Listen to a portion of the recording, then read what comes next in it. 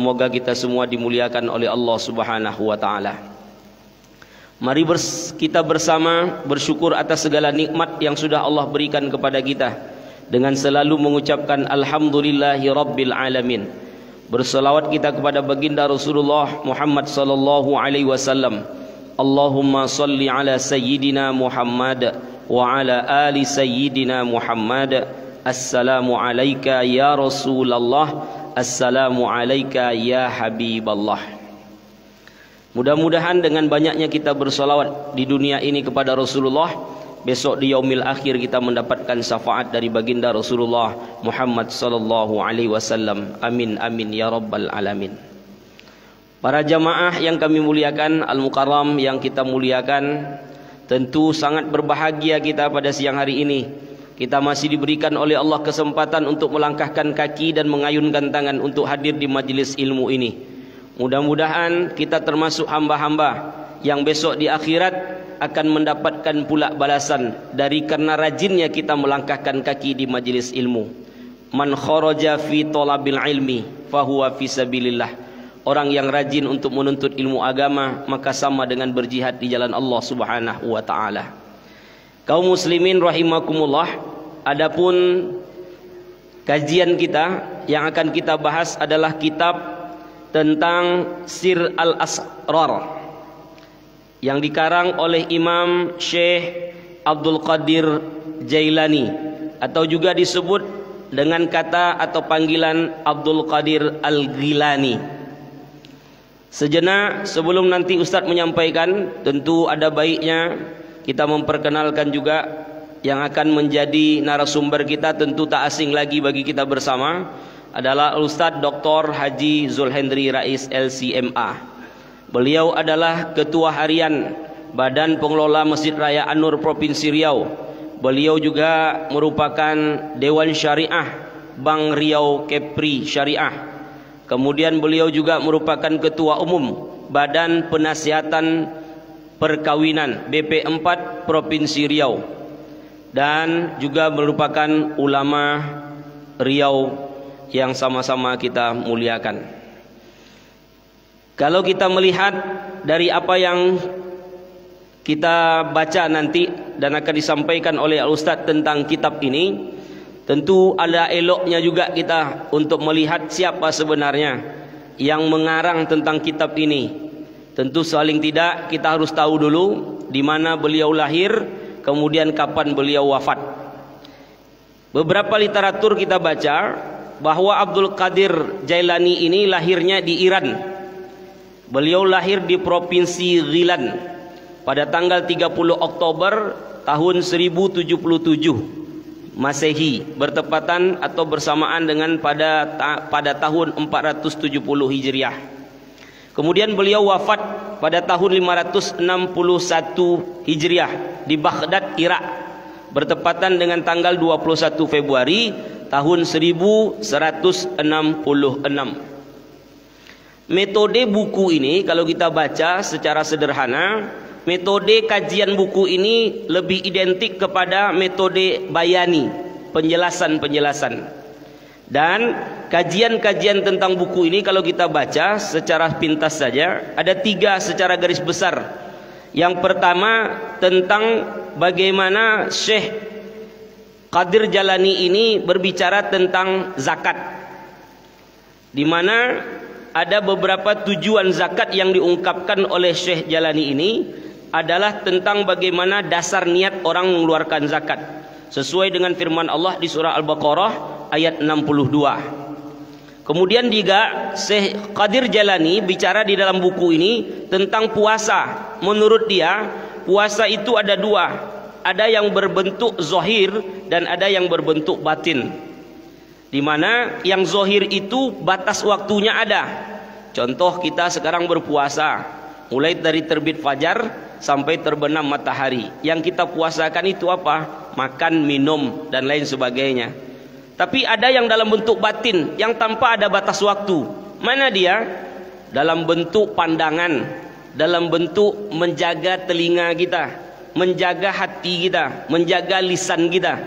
Maka itu yang dikatakan Syekh Abdul Qadir Jalani, puasa itu tidak cukup hanya batin saja, tapi juga zahirnya. Nah, inilah rangkaian yang akan kita bahas. Bahkan ada lagi hal-hal yang lebih penting dari ini lagi, yang nanti akan disampaikan oleh Ustaz Dr. Haji Zulhendri Rais LCMA. Untuk mengawali kajian kita, mari sama-sama kita buka dengan membaca lafaz basmalah. Bismillahirrahmanirrahim. Kepada Al-Ustaz, waktu dan tempat kami persilahkan.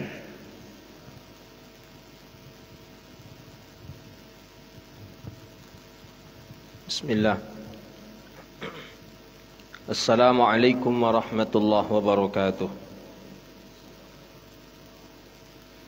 Alhamdulillah, wassalatu wassalamu ala rasulillah, nabiyyina wa habibina Muhammadin ibni Abdillah, wa ala alihi wa sahbihi wa mawalah, wa la hawla wa la quwwata illa billah. Subhanaka la ilma lana illa ma 'allamtana, innaka antal alimul hakim. Rabbi yassir wa la tu'assir, ya Rabbi tammim bi khair. Segala puji bagi Allah. Alhamdulillah, Allah beri kesempatan kepada kita untuk bisa bermajlis di tempat yang mulia ini. Mudah-mudahan selama kita duduk di sini Allah ampuni dosa kita, Allah terima ibadah kita, dan Allah jauhkan kita dari bala dan wabak. Amin ya rabbal alamin. Salawat dan salam kepada Nabi yang agung, Nabi yang mulia, Sayyidina Rasulullah Muhammadun sallallahu alaihi wasallam. Allahumma salli wa sallim ala nabiyyina Muhammadin wa ala alihi wa sahbihi ajma'in. Salawatu Rabbi wa salamuhu alaika ya Sayyidi ya Rasulullah. Pembawa acara, moderator kita Ustaz Ridho Rinaldo SHI MH yang kita hormati, para alim ulama, cerdik pandai, para asatiz, imam, hadirin wal hadirat seluruhnya yang hadir, mudah-mudahan dimuliakan Allah Subhanahu wa taala. Kita di tangan kita hari ini ada kitab namanya Sirrul Asrar. Ini rahasia daripada segala rahasia. Apanya yang rahasia, ini akan kita kaji di dalam kitab ini insyaallah.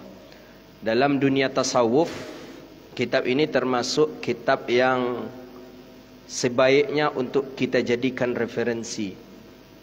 Dia orang tadi berjalan dalam dunia tasawuf, kalau dia memiliki referensi kitab, insya-Allah tak nyeleneh lah gitu. Tidak menyimpang nih.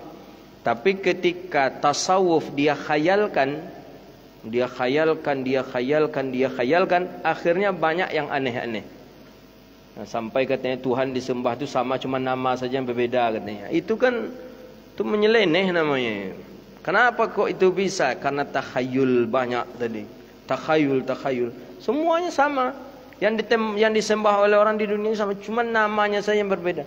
Berarti semua agama benar berarti. Atau bagaimana? Kita berarti orang-orang yang disembah oleh Nasrani dengan patungnya, dengan apa? Berarti itu juga yang disembah orang Muslim. Cuma namanya berbeda. Dia patung, dia indak gitu. Wah, tak bisa. Kan sudah jelas itu. Dalam wirid kita, para ulama ahlu sunnah wal jamaah ada wirid itu. Ya Latifu ya Kafi ya Hafidhu ya Syafi. Allah ya Latifu ya Kafi ya Hafidhu ya Syafi. Allah ya Latifu ya Wafi ya Karimu antallah. Ya la ilaha illallah, la ilaha illallah. Mawjud pertama, tidak ada Tuhan kecuali Allah. La ilaha illallah, la ilaha illallah. Ma'bud, tak ada yang disembah selain Allah. La ilaha illallah, la ilaha illallah. Maksud, tujuan yang dituju Allah. La ilaha illallah, la ilaha illallah. Azim, yang mulia. La ilaha illallah, la ilaha illallah. Ad-daim, la ilaha illallah. 5 dia. Mawjud, ma'bud, maksud, apa lagi? Azim dan daim. Setelah itu baru la ilaha illallah. Itu saja sudah menjawab itu, bahwa tidak sama Tuhan mereka dengan Tuhan kita. Berbeda. Baik dari sisi nama ataupun dari sisi yang lain tetap berbeda. Maka oleh karena itu, selagi kita berpegang teguh dengan kitab, berpegang teguh dengan ulama dahulu, jangan tinggalkan ulama dahulu. Ini berani pula mengatakan kitab-kitab dahulu itu atau ada yang mengatakan bahasa dia apa? Kitab-kitab dahulu itu cuman baru kulit-kulitnya saja. Tidak relevan sekarang. Jangan. Orang-orang alim itu kebanyakan sekelasnya Imam Suyuti, sekelasnya Imam Sakhawi, sekelasnya Imam Nawawi, itu dicetak dari hasil karangan ulama-ulama dahulu. Baru kita dengan doktor sudah bangga kita. Bisa pula kita mengatakan kami tak butuh dengan kitab-kitab ulama dahulu. Ulama dahulu banyak dengan syariatnya, kami hari ini dengan makrifatnya. Pret namanya. Mengaji tasawuf, orang tasawuf tapi kok menyeleneh seperti itu. Tak ada. Dalam syariat kita, dalam kajian kita jelas. Baca literasi para ulama dahulu. Baca manaqib Imam Syafi'i. Baca manaqib Imam Syafi'i dari Baihaqi. Baca manaqibnya Imam Syafi'i dari Imam As-Subki. Berapa jilid itu? 13-14 jilid. Baca lagi Siyar A'lamun Nubala'nya Imam Az-Zahabi. Tengok bagaimana ulama-ulama dahulu mereka bisa menjadi seorang ulama. Pasti karena didikan dan hasil karya ilmiah ulama-ulama dahulu. Tak bisa kita hari ini mengatakan ulama dulu tu banyak dengan syariatnya. Ulama tak bisa. Macam mana katanya dengan guru dulu itu? Guru dulu tu aja nama ruhnya dia tak tahu. Bukan berarti syarat orang alim tu mesti harus tahu nama ruh, akhi. Tubu ilallah, cepatlah sadar, taubat kembali kepada Allah Subhanahu wa taala. Di dalam kitab Sirrul Asrar ini luar biasa masya-Allah. Beliau musannif rahimahullahu taala, beliau ini sultanul auliya, rajanya para wali-wali Allah, diakui kewaliannya oleh lebih daripada 314 orang wali. Itu baru sah wali. Tapi kalau kita saja yang mengaku diri kita wali, itu dusta namanya. Bohong itu. Kita saja mengaku diri kita wali.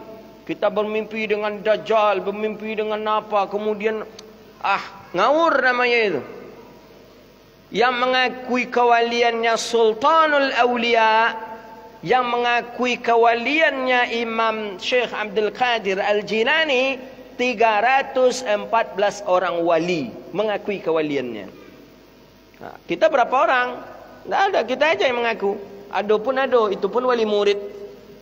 Wali murid anaknya dengan kita, ya Pak Wali kata dia, Pak Wali kata. Makanya yang sah wali itu wali kota cik, wali desa cik, itu yang sah jadi wali. Wali nikah. Jadi janganlah kita memain-mainkan tasawuf ini. Buruk pandangan orang terhadap tasawuf disebabkan karena orang tasawuf sendiri yang menyeleneh-nyeleneh tentang tasawuf. Kita baca Imam Ghazali, tidak ada yang menyeleneh-nyeleneh dengan Imam Ghazali. Baca dengan Ihya-nya, jelas betul.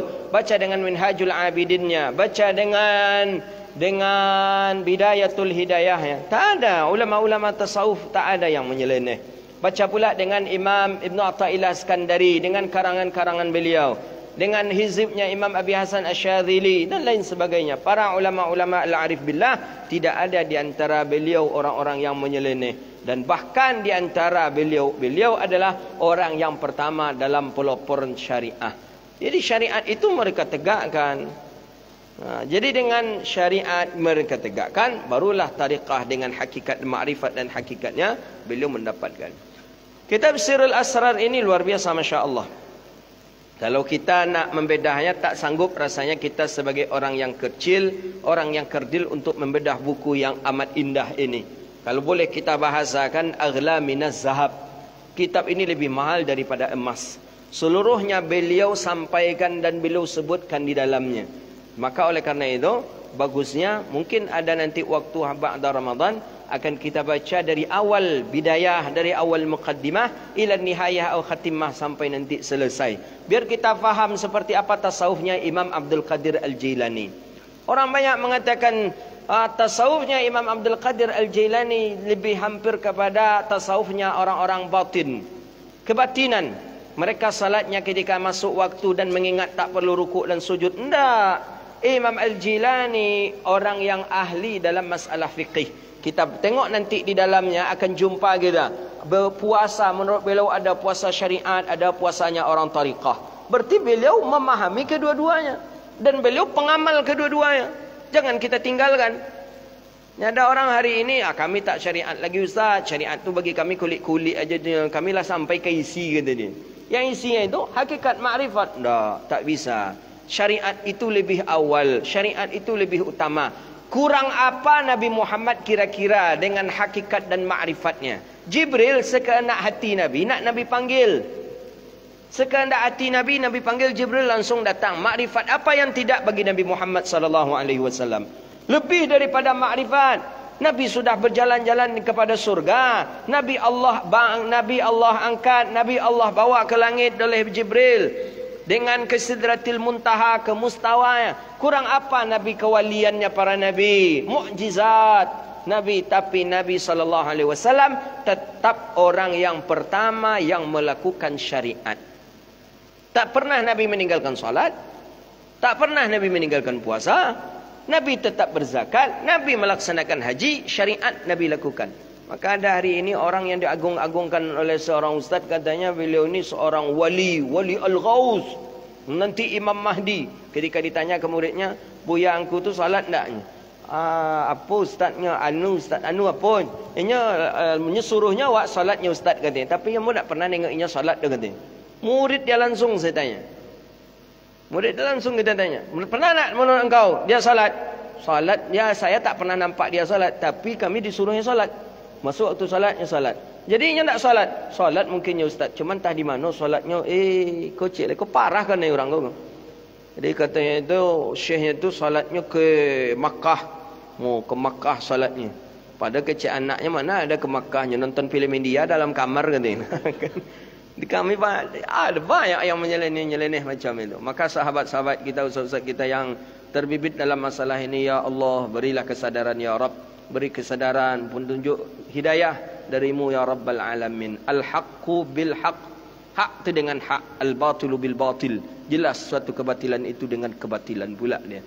Maka hati-hati kita, hati-hati jangan sampai terjerumus ke dalam lubang-lubang kebatilan-kebatilan. Kadang ya tasawarunal haq. Dia nampaknya hak tapi di dalamnya batil. Batil di dalamnya. Nampak dari luar hak, dalamnya batil. Maka itu kata Imam Al-Imam Sahibul Ta'lim Ta'lim Zarnuji rahimahullahu taala, kam min amalid dunya yatasawaruna min amalid dunya, betapa banyak amalan-amalan dunia yang bergambar seperti gambarannya akhirat, tapi pada intinya dia adalah dunia. Maksudnya dari luar nampak polesan pahala, tapi di dalamnya adalah maksiat. Kitab beliau ini ada beberapa fasal. Jadi Imam Al-Jilani menulis dengan beberapa fasal sampai 14 fasal. 24 fasal. 24 fasal yang di dalamnya lengkap. Mestinya orang-orang yang berkecimpung dalam dunia syariat juga menengok ini. Berkecimpung dalam dunia tariqah juga melihat ini. Bahkan sampai ke dalam dunia suluk khalwat juga ada beliau bahas. Kita ambil saja pengkalan-pengkalan daripada kitab As-Sirrul Asrar ini. Fal'ulumu maka ilmu, segala ilmu, munhasiratun fi arba'ati anwa', terkumpul, terhimpun, munhasirah kepada 4 anwa' di dalam halaman 93.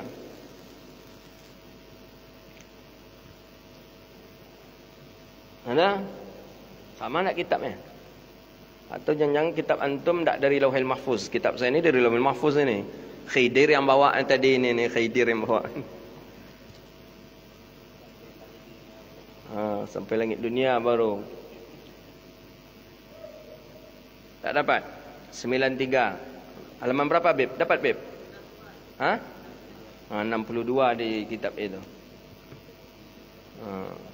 Itulah, kalau kita fotokopi itu langit dunia Baitul Izzah itu. Kitab-kitab yang asli, yang ini baru dari Lauhul Mahfuz turunnya ini. Dibawa oleh Khidir tadi. Itu Khidirnya nonton, pegang laptop dia. Khidir. Ada sebuah nazam saya dapat ijazah dari Syekhna Sufyan tentang Nabi Khidir itu. Fal khidru masyhuru 'inda nasi balyan ibni malkan abul abasi man 'arifa kunyata thumma mata kana muslima. Khidir masyhur di sisi manusia, nama beliau Balyan ibni Malkan Abul Abasi. Abul Abbas daripada apa ya? Siapa yang mengetahui kunyah beliau kemudian namanya, maka mati dia dalam keadaan Islam. Itu saya dapat ijazah itu dari Ustazuna Syekhuna Sufyan Ali. Sekali saja kita baca. Wal khidru masyhuru 'inda nasi Balyan ibni Malkan Abul Abasi man 'arifa kunyata, siapa mengetahui kunyahnya dan namanya, famata kana muslima, maka dia mati dalam keadaan Islam. Bukan Khidir ini Khidir ini lainnya TWU ni. Khidir adalah TWUwiyah ni. Al-Zahiru Syariah. Pertama, ilmu zahir syariah. Ini syariat salat, puasa, kata Imam Syekh Abdul Qadir Jilani, ini ilmu pertama. Ilmu syariat al-amru, perintah, wan nahyu, larangan, perintah salat, perintah zakat, perintah puasa, larangan riba, larangan minum khamar, larangan judi, larangan. Seluruh sairul ahkam, seluruh hukum-hukum, maka al-amru wan nahyu. Ada perintah, ada larangan, itu namanya ilmu zahir syariah. Syariat yang nampak, itu dia. Itu syariat yang nampak itu. Solat berarti menegakkan amru, amar, perintah. Dia tinggalkan riba, berarti dia termasuk orang yang meninggalkan larangan. Yang kedua, batinuha, batinnya syariah. Apa batinnya syariat? Itulah ilmu tariqah. Itu mainnya ke dalam ni. Nanti akan kita baca nanti. Jadi puasa menurut Imam Syekh Abdul Qadir Jilani ini ada puasanya syariat, ada puasanya tariqah. Orang tariqah macam mana puasa, orang syariat macam mana berpuasa. Yang ketiga, batinut tariqah. Ada batinnya tariqah lagi. Tadi zahir syariat, batinnya syariat tarikat, batinnya tariqah ilmu ma'rifah. Ilmu ma'rifat. Batinnya ma'rifat, batin daripada batinnya ma'rifat, itulah namanya ilmu hakikat. Kalau umpamanya diberikan contoh, kama qala Rasulullah SAW, asy-syari'atu syajarah, katanya. Syariat itu seperti pohon, pohon besar itu syariat. Tariqah itu rantingnya. Rantingnya itu tariqah. Ranting-ranting tadi tariqah. Sedangkan ma'rifat itu daun, warakah. Daun-daunnya tadi itu ma'rifat. Yang hakikat mana? Yang hakikatnya adalah buahnya. Hakikat itu buahnya. Begitu dia. Jadi syariat pohon. Ranting tariqah. Ma'rifat buah apa? Daun. Sedangkan hakikatnya adalah buah. Gitu. Takkan ada buah, tidak akan ada daun, tidak akan ada ranting kalau tidak ada pohon. Selesai. Jadi kalau begitu syariat puncak seluruhnya. Syariat. Kalau tak salat, takkan mungkin orang itu sampai kepada Allah. Kalau tak salat, takkan mungkin orang ini bisa menjadi wali Allah. Kalau tak salat, orang ini takkan bisa. Karena pohon syariat. Ranting tariqah. Daun ma'rifah. Buahnya hakikat. Adakah buah tanpa pohon? Takkan ada. Adakah daun tanpa pohon? Takkan ada. Adakah ranting kalau tak ada pohon? Takkan ada. Itulah daripada gambaran bahawa syariat itu penting. Segala-galanya adalah syariat. Kemudian beliau memulai dengan fasal yang kelima itu taubat wa talqin. Apapun dalam dunianya tasawuf, pasti awal muassal daripada tasawuf adalah taubat. Itu seluruhnya. Awal mulai. Boleh kita buka kitab-kitab tasawuf. Maqam yang pertama, bidayah seorang hamba adalah taubat.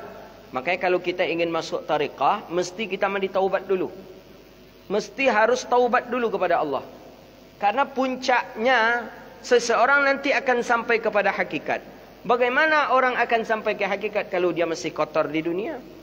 Dia masih kotor, bernajis, bergelimang dengan dosa.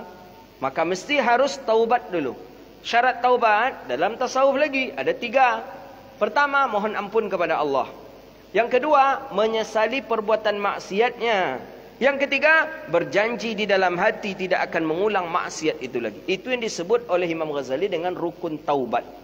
Jadi taubat itu punya rukun, punya 3 rukun taubat. Pertama, minta ampun kepada Allah. Istighfar sebanyak-banyaknya. Astaghfirullah, astaghfirullah, astaghfirullah, astaghfirullah. Masuk rukun yang kedua, menyesal di dalam dada kita, dalam hati telah melakukan maksiat itu. Menyesal. Yang ketiga, berjanji di dalam hati tidak akan mengulangi maksiat itu. Itu rukun taubat. Seorang hamba apabila dia bertaubat, kemudian memenuhi rukun daripada rukun taubat, Allah terima taubatnya. Berapapun banyak daripada taubatnya Allah terima. Nah, tapi memang rukun taubat tadi ia kerjakan. Tapi kalau seorang hamba, dia cerita saja, aku taubatlah lagi. Tapi rukun taubat tidak dia pasang. Rukun taubat tidak ada dia pakai. Maka dia tidak akan sampai kepada maqam yang ia tuju, yaitu lillahi ta'ala. Jadi, bayanu taubah. Menurut beliau, maratibul madhkurah la tahsilu illa bitaubatin nasuha. Kata beliau, apapun martabat tertinggi, syariatnya, dengan tariqahnya, dengan ma'rifatnya, dengan hakikatnya, la tahsil, tidak akan berhasil, tidak akan sampai kita kepada maqam yang kita inginkan, kecuali dengan adanya taubatan nasuha. Taubat dulu. Maka mana wali-wali kemarin ini yang mengaku jadi wali itu taubat cepat. InsyaAllah akan jadi kepada wali yang asli. Tapi kalau tak taubat, wali abal-abal lah ini. Lah, ipeng dengan manapit lah jadi wali. Ada nama ruh jadi wali langsung. Dan dijanjikan pula itu akan dilantik jadi wali abdal. Masya Allah. Nanti kita salam sama wali abdal ini. Wali badal ya, bukan wali abdal, wali badal. Jadi wali nakal lagi. La ilaha illallah. Jadi disebutkan di sana, alzamuhum kalimat taqwa. Mana kalimat taqwa? Ay kalimat la ilaha illallah. Perbanyak dengan itu. Hati kita selalu pautkan dengan Allah. Setelah adanya taubat, barulah talqin. Inilah talqin. Apa maksud daripada talqin? Kata beliau, alatun. Talqin itu alat yang memutuskan antara dia dengan selain daripada Allah. Jadi dengan selain daripada Allah, dengan dunia tidak ada lagi. Dengan yang lain tidak ada. Itu talqin. Talqin itu bainana wa bainallah. Antara dia dengan Allah. Maka itulah perjanjian itu. Perjanjian antara kita dengan Allah. Tidak ada selain masih wallah. Selain daripada Allah. Mesti. Karena orang yang tidak memutuskan itu, maka dia selagi dia bersama selain daripada Allah, maka dia tidak akan sampai dia kepada Allah. Taubat, ada taubat khas, ada taubatnya orang-orang khawasul khawas dan lain sebagainya. Kemudian fi bayani ahli tasawuf. Ini tasawuf ini orang-orang yang hatinya betul-betul bersih daripada selain daripada Allah. Dunia tak ada lagi daripadanya. Ingin ketenaran tak ada lagi. Pangkat jabatan tak ada lagi. Tak ada lagi mencetak-cetak baju-baju apa tu, tak ada. Orang-orang apa tak ada lagi. Itu ingin masyhur juga kita namanya. Hatta yang orang-orang daripada kalangan minas sufi itu, dia tak ingin terkenal, sedikit pun tak ingin terkenal. Bahkan kata Syekhuna, saya masih ingat, Abu Ya Amran As-Samad, kata beliau, ulama-ulama dulu bahkan menulis namanya saja di dalam nama tulisannya, kitabnya. Dia menulis kitab, sudah sampai beberapa jilid, tak mau beliau menulis nama beliau di dalamnya. Saking begitu orang-orang itu menjaganya. Tak ada menulis nama. Kita kalau tak ditulis orang, kita suruh tulis tu katanya. Payah tu dapatkan doktor tahu tak kau tu katanya. Itu kita itu disuruh menulis. Ulama-ulama yang rabbaniyin, yang safa, bersih hatinya daripada dunia, tak mau dia nama itu ditulis. Bahkan disuruh hapus. Udah hapus nama saya. Kita enggak. Kita tulis nama saya. Nah, kalau bisa tambahkan sedikit, saya ini pakar ini. Enggak ditulis Haji Bongi. Haji kau kata ni. Faslus sabi'. Kemudian yang ketujuh, beliau menjelaskan tentang zikir. Ada orang hari ini dia mengaku tasawuf tapi pantang berzikir. Kami zikir-zikir lama tu tak kami pakai lagi. Kami ada zikir baru yang sampai cepat daripada zikir lama. Emang jalan tol bro.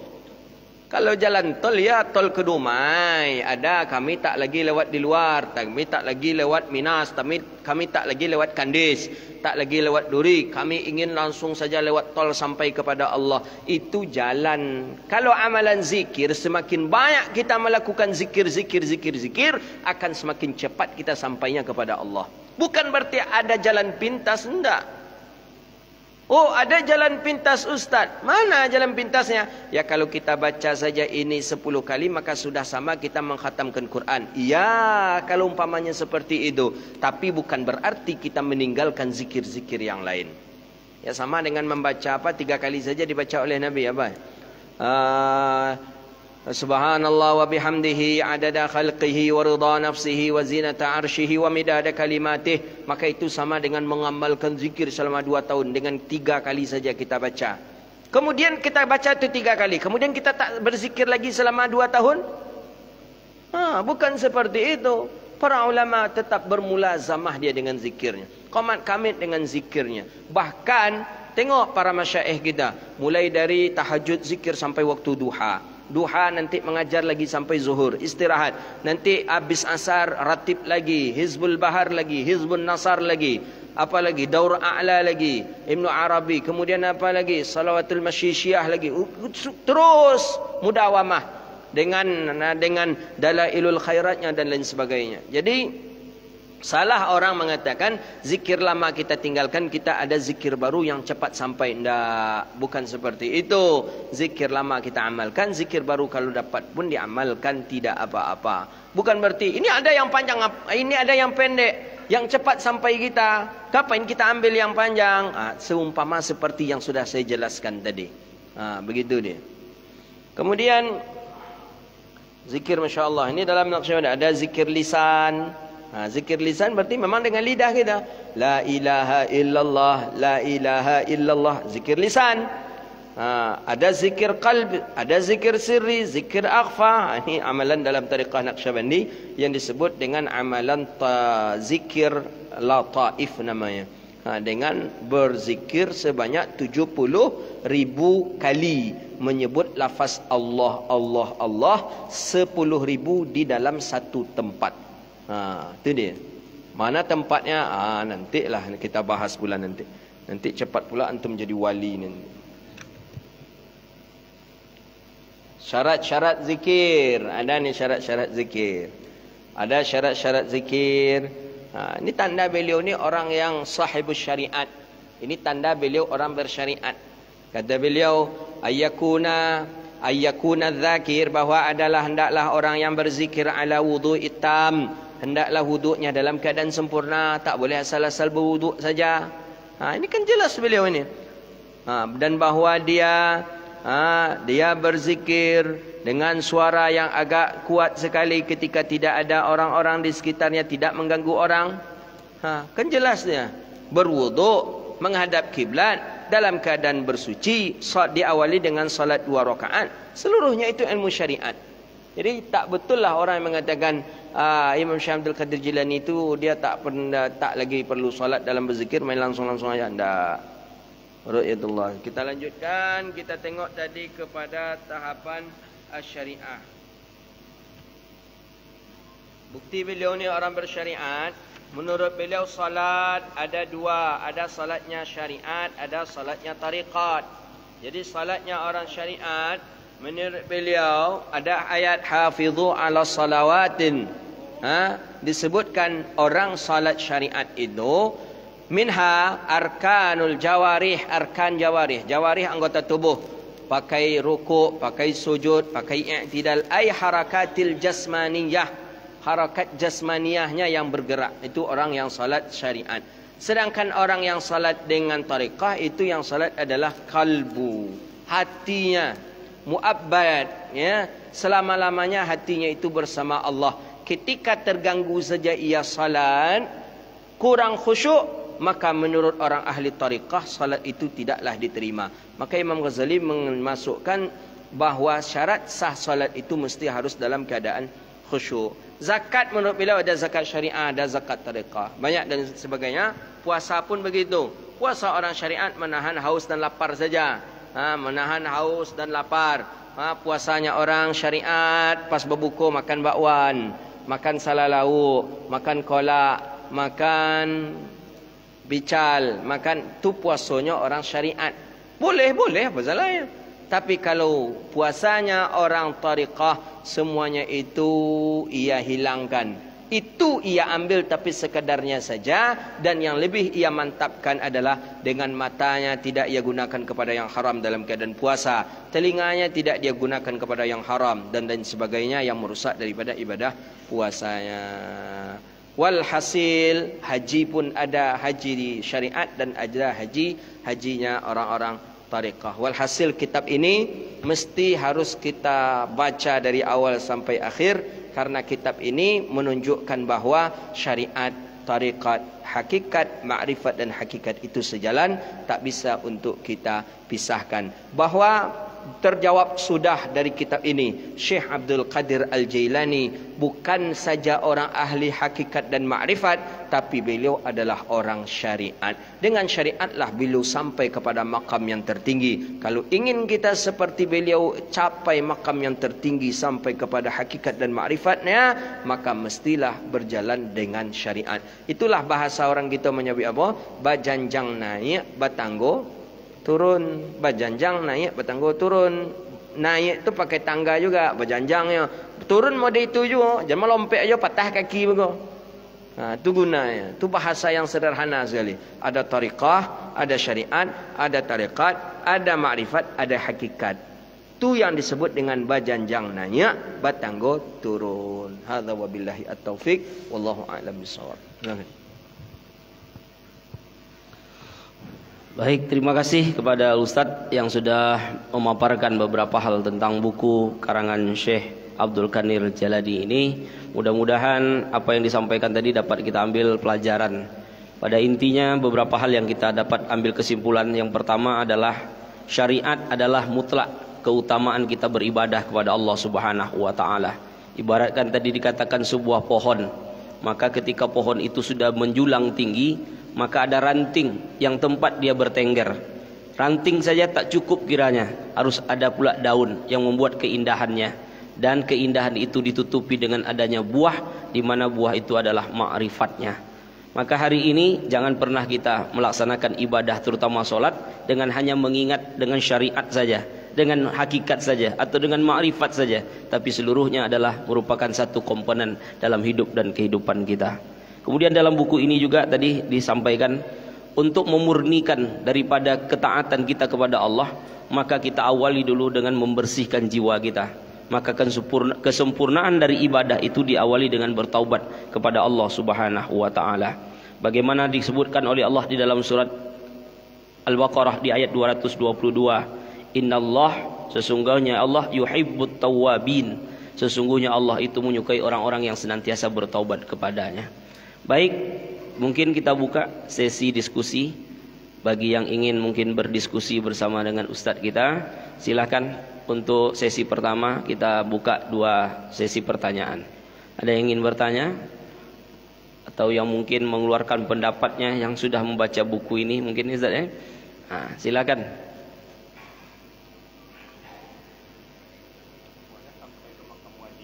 Berarti sudah sampai ke tingkat wali mungkin. Sehingga sudah paham kita semuanya. Kalau tidak ada berarti cukup ya bedah buku kita hari ini. Dan mungkin ya silakan Bunda. Ada mic kita yang wirelessnya dibawa. Silakan Bun. Mungkin bisa disampaikan saja. Waalaikumsalam warahmatullahi wabarakatuh.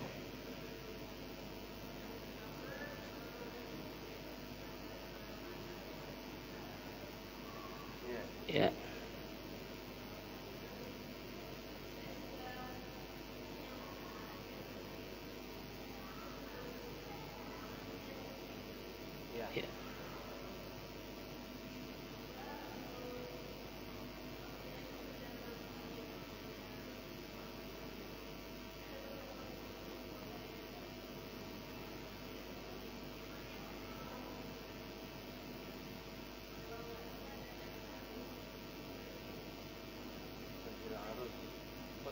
Yang ada Fathur Rabbani itu yang sekarang beliau tetap. Ya. Iya.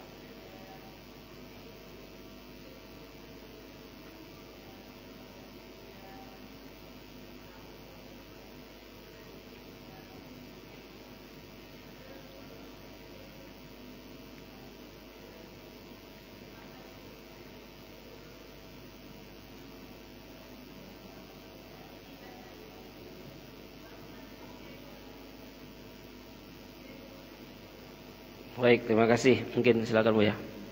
Jadi memang insya-Allah memang kitab ini bagus sekali ini. Tapi memang bagaimanapun kita dari dahulu di madrasah-madrasah kita sampai ke universitas di Al-Azhar juga begitu. Kita lebih awal ini nampaknya lebih dididik kepada dua tokoh tasawuf yang awal, yaitu Imam Al-Ghazali dengan Imam Junaid. Jadi tasawuf di dunia berkiblat kepada Imam Ghazali dengan Imam Junaid. Jadi mengenal masuknya ke dalam dunia tariqah, masuknya kita ke dalam dunia ma'rifat, dunianya tasawuf, itu memang bagusnya diawali dengan pintunya Imam Ghazali. Kabarnya Syekh Abdul Qadir Al-Jilani awal mula mengenal tasawuf itu pun juga ke dalam melewati pintunya Imam Al-Ghazali, madrasahnya Imam Ghazali, begitu dia. Jadi kita mengenalnya dengan Imam Ghazali. Kitab Imam Ghazali itu cukup bagus, ada bidayah, ada mutawasitah, kemudian ada nihayahnya. Bidayahnya dengan Bidayatul Hidayah, naik kepada yang tingkat agak menengah yaitu Minhajul Abidin, kemudian naik kepada tingkat yang paling bagus sekali, yang paling tinggi itulah Ihya Ulumuddin. Jadi dengan mengkaji itu tuh kita akan tahu sebenarnya seperti apa sih tasawuf yang menurut syariat, yang tidak ada menyeleneh sama sekali, begitu dia. Tidak ada sama sekali. Para ulama-ulama tasawuf mengatakan si fulan bisa terbang di udara atau tak basah oleh air, atau itu tuh justru lebih menyesatkan kita. Padahal tasawuf itu tujuannya jelas, bagaimana dia lebih membersihkan hatinya selain daripada Allah. Cukup hatinya itu bersama Allah saja, begitu dia. Jadi kitab yang bagus itu termasuklah ini, insya-Allah nanti mudah-mudahan Allah berikan waktu peluang kepada kita, akan kita baca kajian ini dengan Sirrul Asrar ini, insya-Allah taala. Terima kasih. Jazakallah.